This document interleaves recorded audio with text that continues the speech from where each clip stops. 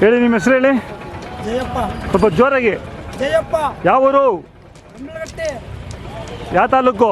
ಹರಪನಹಳ್ಳಿ ತಾಲೂಕು. ಹರಪನಹಳ್ಳಿ ತಾಲೂಕಿನವರಾ?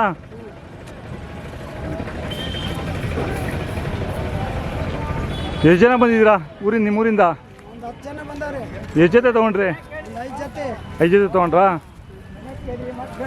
ಎಷ್ಟೆಲ್ಲಾಗವೆ? ಎರಡಲ್ಲ? ಎಷ್ಟಾಯ್ತು ದುಡ್ಡು ಎಷ್ಟಾಯ್ತು? ದುಡ್ಡು 1.30. 1.30. ಹಾಂ ಹಾಂ. ಹರಪನಹಳ್ಳಿಯಿಂದ ಎಷ್ಟು ದೂರ ಆಗುತ್ತೆ ನಿಮ್ಮೂರು? 30 ಕಿಲೋಮೀಟರ್ ಆಗುತ್ತೆ. ಓ ನಿಮ್ಮದು ಹರಪನಹಳ್ಳಿನೇನಾ? ಸುತ್ತಮುತ್ತ ಹಳ್ಳಿಯವ್ರನ್ನೇ. ಹಾಂ ಹಾಂ ಹಾಂ. ಆದ್ರೆ ಗೊತ್ತಾಗ. ಅಂದರೆ ಇವತ್ತು ಸಾಯಂಕಾಲ ಬಿಟ್ಬಿಡ್ತೀರಾ? ಚೆನ್ನಾಗವೆ ನಿಮಗೆ? ಚಿಕ್ಕವಾಗ್ಲಿಲ್ವಾ? ಇಲ್ಲರೆ ನಡೀತೈತೆ. ನಡೀತೈತಾ? ಹಾಂ. ನೀವು ಏನೋ ಅಲ್ಲಿ ವ್ಯಾಪಾರ ಬಂದರೆ ಕೊಡ್ತೀರಾ ಹೆಂಗೆ? ಎಷ್ಟು ವರ್ಷ ಕೊಡಲ್ಲ? ಚಲೋ ಆತಂದ್ರೆ ಕೊಡೋದಲ್ಲ. 5-6 ವರ್ಷ 8 ವರ್ಷ ಅಂತ ಹೊಡ್ತಾರೆ. ಹೌದಾ? ಮತ್ತೆ ನೀವು ಸ್ವಲ್ಪ ಇನ್ನು ಈ ಕಡೆ ಇಟ್ಕೊಳ್ಳಿ.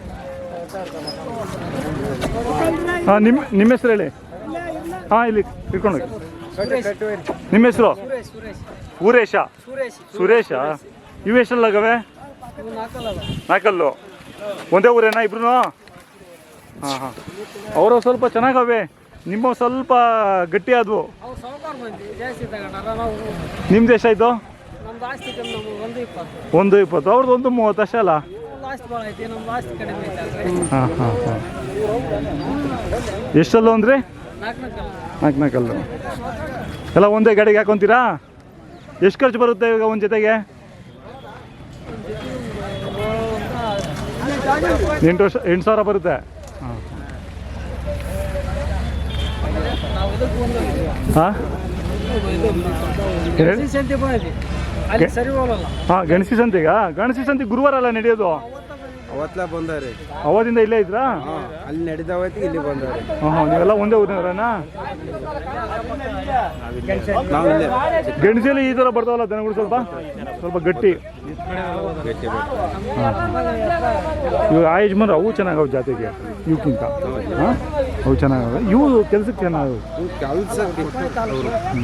ಅಲ್ಲ ಅವು ಕೆಲ್ಸಕ್ಕೆ ಚೆನ್ನಾಗಿದೆ. ಕೆಲಸ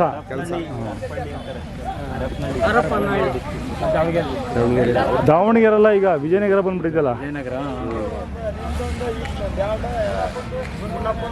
ಅವ್ರಿಗೆ ಇಷ್ಟ ಆದವು ಅವರು ಇದು ಮಾಡ್ತಾ ಇದ್ದಾರೆ. ಹಾಂ ಹಾಂ. ನೀವು ಇದೇ ಊರೇನ? ನಾವು ಚಿಕ್ಕನಾಯಕನಹಳ್ಳಿ. ಹಾಂ ನೋಡಿದ್ದೀರಿ. ಹೌದಾ?